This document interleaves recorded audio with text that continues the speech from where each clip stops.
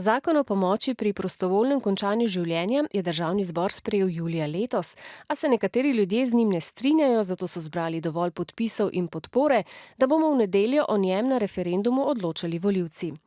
Če bo volivec obkrožil za, pomeni, da se strinja, da se hudo bolnim odraslim, ki neznosno trpijo, omogoči, da zaprosijo za pomoč pri končanju življenja. Bolnik bi moral sam in prostovoljno izraziti to željo.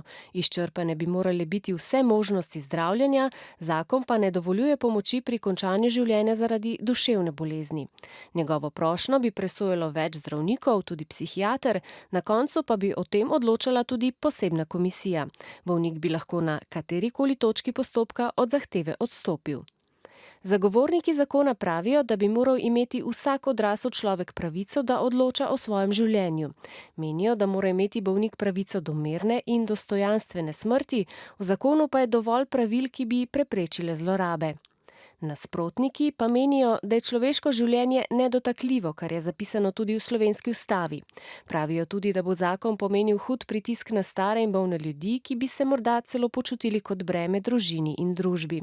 Preden dovolimo ta zakon, bi po njihovem mnenju morali bolje poskrbeti za paliativno oskrbo. To je posebna zdravstvena pomoč za ljudi, ki umirajo.